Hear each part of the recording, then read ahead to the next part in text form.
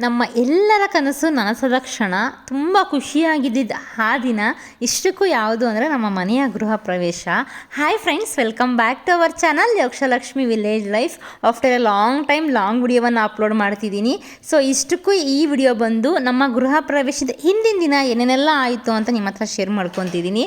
ಇದು ಮನೆಗೆ ಅಂದರೆ ಅಡುಗೆಗೆ ಬೇಕಾಗಿರ್ತಕ್ಕಂಥ ಒಂದು ತರಕಾರಿ ಬೆಳಗ್ಗೆ ಒಂದು 6ರಿಂದ 7 ಗಂಟೆ ಟೈಮಲ್ಲಿ ತೊಗೊಂಬರ್ತಾ ಇರ್ತಕ್ಕಂಥ ಒಂದು ವಿಡಿಯೋ.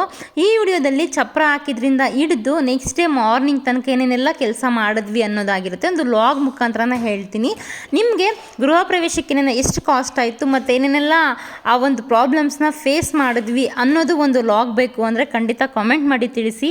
ನಾವು ಯಾವ ವಿಚಾರದಲ್ಲಿ ಮಾರಿದ್ವಿ ಮತ್ತು ಎಷ್ಟೆಲ್ಲ ಲಾಸ್ ಮಾಡ್ಕೊಂಡ್ವಿ ಅನ್ನೋದು ಕೂಡ ನಿಮಗೆ ಹೇಳ್ತಾ ಹೋಗ್ತೀನಿ, ಓಕೆನಾ.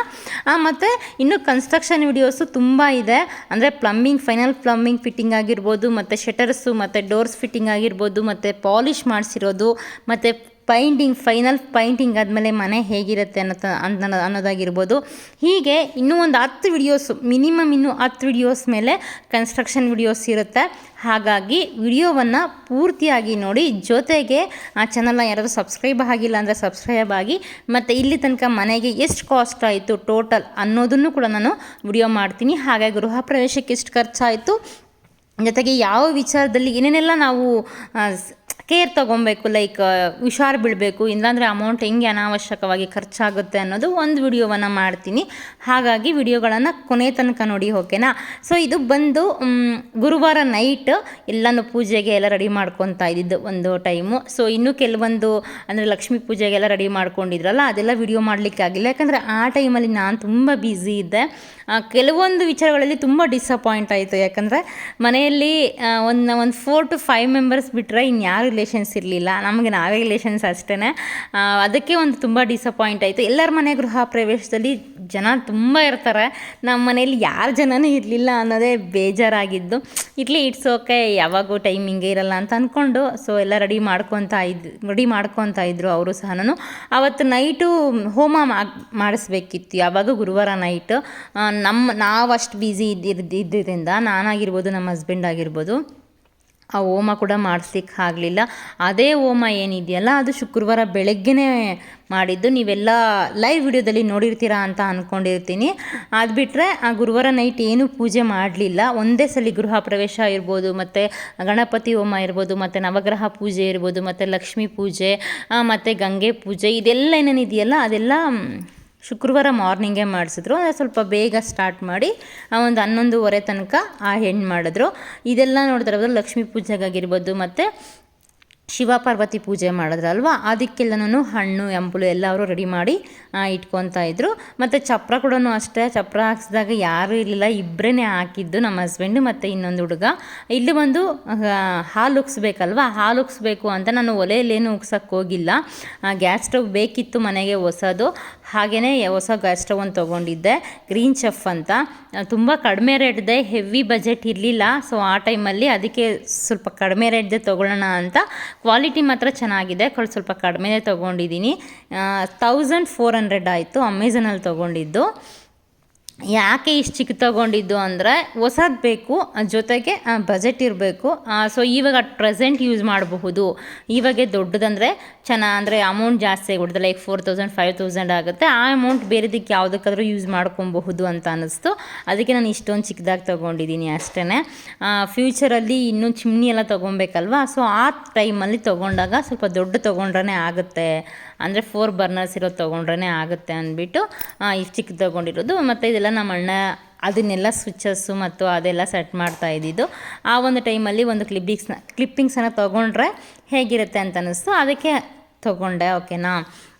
ಇನ್ನು ಗೃಹ ಪ್ರವೇಶ ಅಂತ ಬಂದರೆ ತುಂಬ ಆತುರವಾಗಿ ಮಾಡಿಬಿಟ್ವಿ. ಯಾಕಂದರೆ ಇನ್ನೂ 2 ಮಂತ್ಸ್, ಅಂದರೆ ಇನ್ನು ಧನುರ್ಮಾಸ ಮುಗಿದು ಫೆಬ್ರವರಿ ಬರೋ ತನಕ ವೆಯ್ಟ್ ಮಾಡೋಕ್ಕಾಗಲ್ಲ. ಕೆಲವೊಬ್ರು ಹೇಳ್ತಾರೆ ಹೊಸ ಮನೆ ಕಟ್ಟಿ ಫಿನಿಷಿಂಗ್ ಮಾಡಿ ತುಂಬ ದಿನ ಹಾಗೆ ಬಿಡಬಾರ್ದು ಅಂತ ಹೇಳ್ತಾರೆ. ಹಾಗಾಗಿ ನಮಗೂ ಹಾಗೆ ಅನ್ನಿಸ್ತು, ಬಿಡಬಾರ್ದು. ಜೊತೆಗೆ 1 ಇಯರ್ ಮೇಲೆ ಆಗೋಯ್ತಲ್ವ, 1 ವರ್ಷದ ಮೇಲೇ ಆಗೋಯ್ತು ಸ್ಟಾರ್ಟ್ ಮಾಡಿ. ನವೆಂಬರಲ್ಲಿ ಭೂಮಿ ಪೂಜೆ ಆಗಿದ್ದು ಲಾಸ್ಟ್ ಇಯರು, ಡಿಸೆಂಬರ್ 1, 2ಗೆ ಸ್ಟಾರ್ಟ್ ಮಾಡಿದ್ದು. ಬಟ್ ಇವಾಗ 1 ಇಯರ್ ಮೇಲೇ ಆಗೋಯ್ತು ಅಂತ ಅಂದ್ಕೊಂಡು ಆ ಒಂದು ಕಾರಣಕ್ಕೋಸ್ಕರ ಬೇಗ ಎಲ್ಲ ಮಾಡಿಕೊಂಡು ಗೃಹ ಪ್ರವೇಶ ಮಾಡ್ಕೊಂಡ್ವಿ.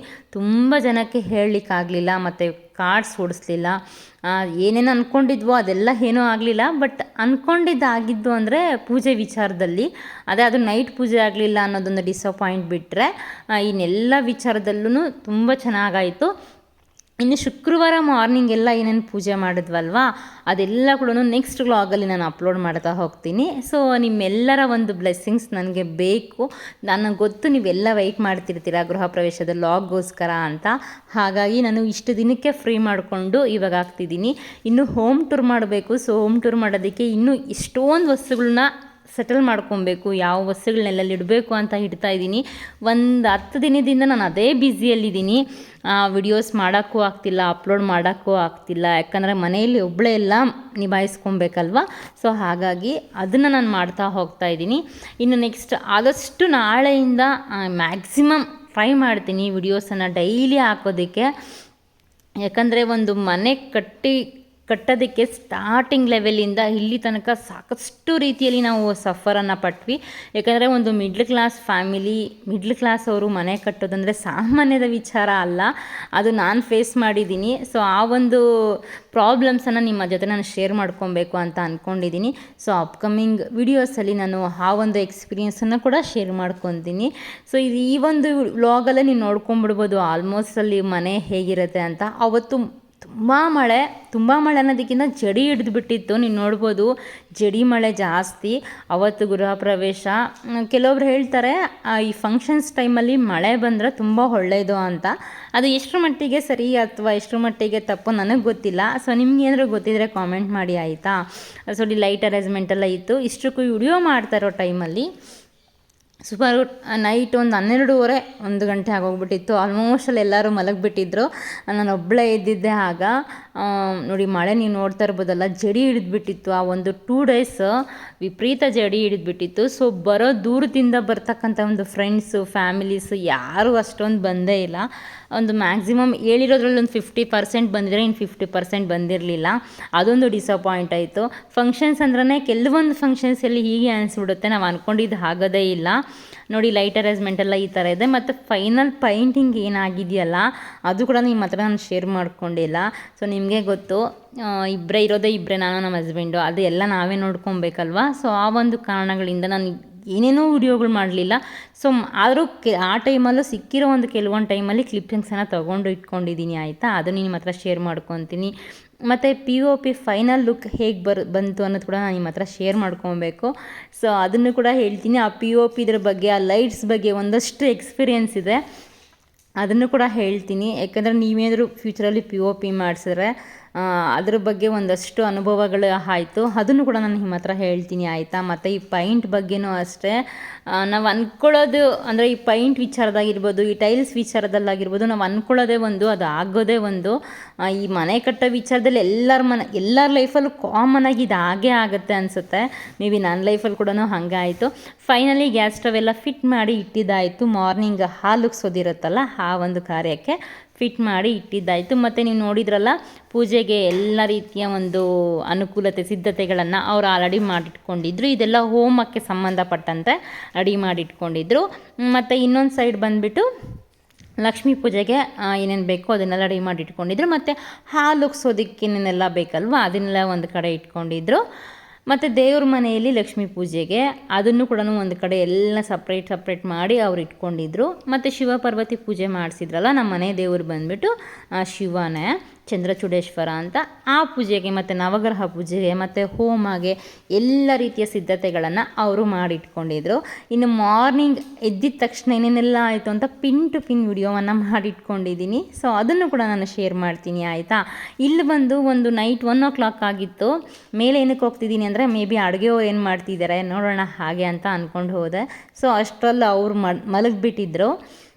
ನೀವು ನೋಡ್ತಾ ಇರ್ಬೋದು, ಮಳೆ ಅಂತೂ ಕಂಟಿನ್ಯೂಸ್ ಆಗಿ ಬೀಳ್ತಾನೇ ಇತ್ತು. ಅಕಸ್ಮಾತ್ ಜೋರಾಗಿ ಬಂದು ಹೋಗ್ಬಿಟ್ರೆ ಅದೊಂಥರ, ಈ ಥರ ಸಡನ್ನಾಗಿ ಬರ್ತಾನೆ ಇದ್ದರೆ ಕೆಲಸ ಮಾಡೋದಕ್ಕೆಲ್ಲ ತುಂಬ ಕಷ್ಟ ಆಗ್ಬಿಡುತ್ತಲ್ವ.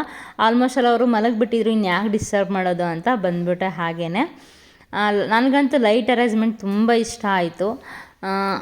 ಇದು ಫ್ರೆಂಡ್ಸ್ ನಮ್ಮ ಒಂದು ಗೃಹ ಪ್ರವೇಶದ ಬಗ್ಗೆ ನನಗೆ ತಿಳಿದಿರೋ ಒಂದು ಅನುಭವಗಳು. ಮತ್ತು ತರಕಾರಿ ತಂದಾಗ ಆಗಿರ್ತಕ್ಕಂಥ ಅನುಭವ, ಮತ್ತು ಇನ್ನು ಪೂಜೆಗೆ ಸಂಬಂಧಪಟ್ಟಂತೆ ತಂದಿರ್ತಕ್ಕಂಥದ್ದು ಮತ್ತು ಹೂವು ತಗೊಬಂದಾಗ ಏನೇನೆಲ್ಲ ಅನುಭವ ಆಯಿತು ಅದೆಲ್ಲ ಒಂದು ಸಪ್ರೇಟ್ ವ್ಲಾಗನ್ನು ಮಾಡ್ತೀನಿ. ಆಲ್ಮೋಸ್ಟ್ ಅಲ್ಲಿ ಎಲ್ಲರ ಮನೆಯಲ್ಲೂ ಜಾಸ್ತಿ ಎಲ್ಲ ವಿಚಾರಗಳಲ್ಲೂ ಜೆಂಟ್ಸ್ ತಲೆ ಕೆಡಿಸ್ಕೊತಾರೆ. ಬಟ್ ನಮ್ಮ ಮನೇಲಿ ಎಲ್ಲದಕ್ಕೂ ನಾನೇ ಹೋಗಿರೋದ್ರಿಂದ ಅಂದರೆ ನಮ್ಮ ಹಸ್ಬೆಂಡ್ ಜೊತೆ ಸ್ವಲ್ಪ ಎಲ್ಲ ವಿಚಾರಗಳು ನನಗೆ ಗೊತ್ತಿರುತ್ತೆ. ನೀವು ನೋಡ್ತಿರ್ಬೋದು, ಗೃಹ ಪ್ರವೇಶದ ದಿನ ಗುರುವಾರ ನೈಟ್, ನೀವು ನಂಬಲಿಕ್ಕಿಲ್ಲ, ಗುರುವಾರ ನೈಟ್ ನಾನು ಇದೇ ಥರ ಇದ್ದಿದ್ದು. ಎಲ್ಲ ಸಿದ್ಧತೆಗಳನ್ನು ಮಾಡಿಕೊಂಡು ಓಡಾಡಿಕೊಂಡು ಏನೂ ರೆಡಿ ಆಗಲಿಲ್ಲ. ರೆಡಿ ಆಗೋದಕ್ಕೂ ಟೈಮೂ ಇರಲಿಲ್ಲ. ಯಾರು ಅಂದ್ಕೊಳ್ಳಲ್ಲ ಮನೆ ಓನರ್ ಈ ರೇಂಜಲ್ಲಿ ಇರ್ತಾರೆ ಅಂತ. ಏನೂ ಮಾಡೋದಕ್ಕಾಗೋದಿಲ್ಲ. ಕೆಲಸಗಳು, ಜವಾಬ್ದಾರಿಗಳು ಎಲ್ಲ ನಮ್ಮ ಹೆಗಲ ಮೇಲೆ ಇದ್ದರೆ ಇದೇ ಥರನೇ ಆಗುತ್ತೆ. ಫೈನಲಿ ಅವತ್ತು ನೈಟು ಚಪ್ರಕ್ಕೆಲ್ಲ ಹೂವು ಹಾಕಿದ್ವಿ. ಈ ಥರ ಫೈನಲಿ ಈ ಥರ ರೆಡಿ ಮಾಡಿ ಇಟ್ಟಿದ್ರು. ಕಾಮಧೇನು ಇರುತ್ತಲ್ಲ, ಕಾಮಧೇನು ಮತ್ತು ಗಣೇಶ ಎಲ್ಲವನ್ನು ರೆಡಿ ಮಾಡಿ ನೀಟಾಗಿ ನಾವು ಎಷ್ಟು ತಂದಿದ್ದು ಅಷ್ಟರಲ್ಲೇ ರೆಡಿ ಮಾಡಿ ಇಟ್ಟಿದ್ರು. ಇದಿಷ್ಟು ಫ್ರೆಂಡ್ಸ್ ನಮ್ಮ ಒಂದು ಗೃಹ ಪ್ರವೇಶದ್ದು. ಮತ್ತು ಎಲ್ಲರೂ ಕೇಳ್ತಿದ್ದೀರ ಟೋಟಲ್ ಅಮೌಂಟ್ ಎಷ್ಟಾಯಿತು ಅಂತ. ದಯವಿಟ್ಟು ಕ್ಷಮಿಸಿ, ಅದು ನಾನು ಒಂದು ರೇಂಜ್ ತನಕ ಬರೆದಿಟ್ಟಿದ್ದೀನಿ. ಆಮೇಲೆ ಏನಿದೆಯಲ್ಲ ಪೈಂಟ್ದು ಮತ್ತು ಎಲೆಕ್ಟ್ರಿಷಿಯನ್ದು ಅದೆಲ್ಲನೂ ಇನ್ನೊಂದು ಕಡೆ ಬರೀಬೇಕು. ಬಟ್ ನಾನು ಏನೇನೆಲ್ಲ ಅಮೌಂಟ್ ಖರ್ಚು ಮಾಡಿದ್ದೀನಿ ಅದೆಲ್ಲ ನನಗೆ ಪಿನ್ ಟು ಪಿನ್ ನನಗೆ ಲೆಕ್ಕ ಇದೆ.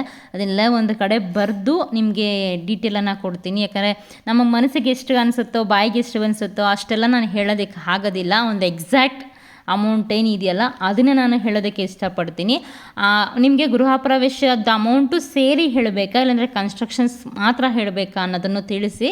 ನಾನು ಆದಷ್ಟು ಕನ್ಸ್ಟ್ರಕ್ಷನ್ಸ್ ಬಗ್ಗೆ ಮಾತ್ರ ಹೇಳೋಣ ಅಂತ ಅಂದ್ಕೊಂಡಿದ್ದೀನಿ. ಗೃಹ ಪ್ರವೇಶಕ್ಕೆ ಎಷ್ಟಾಯಿತು ಅನ್ನೋದನ್ನು ಬಿಟ್ಟು ಕನ್ಸ್ಟ್ರಕ್ಷನ್ಸ್ಗೆ ಎಷ್ಟಾಯಿತು ಅನ್ನೋದನ್ನು ಮಾತ್ರ ಹೇಳಬೇಕು ಅಂದ್ಕೊಂಡಿದ್ದೀನಿ. ಇನ್ನೂ ಸಾಕಷ್ಟು ಕೆಲಸಗಳು ಪೆಂಡಿಂಗ್ ಇದೆ. ಆ ಕೆಲಸಗಳೇನೇನು ಪೆಂಡಿಂಗ್ ಇದೆ ಅಂತ ಕೂಡ ನಾನು ನಿಮಗೆ ಹೇಳ್ತೀನಿ. ಇದು ಒಂದು ಮಾರ್ನಿಂಗು ಒಂದು 4:30 5:30 ಟೈಮಲ್ಲಿ ಅಡುಗೆ ಮಾಡ್ತಾಯಿದ್ರಲ್ಲ, ಆ ಟೈಮಲ್ಲಿ ತಗೊಂಡಿರ್ತಕ್ಕಂಥ ಒಂದು ಕ್ಲಿಪ್ಪಿಂಗ್ಸು. ಅವರು ಎಲ್ಲ ರೆಡಿ ಮಾಡಿ ಇಟ್ಕೊತಾ ಇದ್ದರು. ಇನ್ನು ಮಾರ್ನಿಂಗ್ ಎಲ್ಲ ಒಂದು 11 o'clock ಅಡುಗೆಗಳೆಲ್ಲ ಮಾಡಿಬಿಡ್ಬೇಕು ಅಂತ ಹೇಳಿದ್ವಲ್ಲ, ಅದಕ್ಕೆ ಅವ್ರು ಏನು ಮಾಡ್ತಾಯಿದ್ರು ಅಂದರೆ ಅದಕ್ಕೆಲ್ಲನೂ ರೆಡಿ ಮಾಡಿ ಇಟ್ಕೊತಾ ಇದ್ದರು. ಇನ್ನು ಫೈನಲಿ ಮಾರ್ನಿಂಗು ಏನೇನೆಲ್ಲ ಆಯಿತು ಅನ್ನೋದು ನಾನು ನಾಳಿನ ಒಂದು ವಿಡಿಯೋದಲ್ಲಿ ಶೇರ್ ಮಾಡ್ಕೊತೀನಿ, ಆಯಿತಾ. ಇಲ್ಲಿ ಬಲಿ ಭೋಜನ ಅಂತ ಏನಂತ ಕರೀತಾರಲ್ಲ, ಅದಕ್ಕೆಲ್ಲನೂ ಕೂಡ ರೆಡಿ ಮಾಡಿ ಇಟ್ಕೊತಾ ಇದ್ದರು.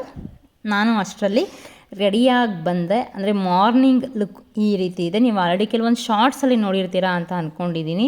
ಒಂದು ಮಾರ್ನಿಂಗ್ ಇದು ಅರೌಂಡ್ ಒಂದು 6:30 7 o'clock ಆಗಿತ್ತು. ಇಷ್ಟರಲ್ಲೇ ಆಲ್ರೆಡಿ ಪೂಜೆ ಎಲ್ಲ ಆಗಿತ್ತು. ಅಂದರೆ ಗಂಗೆ ಪೂಜೆ ಆಗಿರ್ಬೋದು, ಗೃಹ ಪ್ರವೇಶ ಎಲ್ಲ ಆಗೋಗ್ಬಿಟ್ಟಿತ್ತು. ನೆಕ್ಸ್ಟ್ ವಿಡಿಯೋದಲ್ಲಿ ಮತ್ತೆ ಸಿಗ್ತೀನಿ. ಎಲ್ಲರಿಗೂ ಒಳ್ಳೆಯದಾಗಲಿ.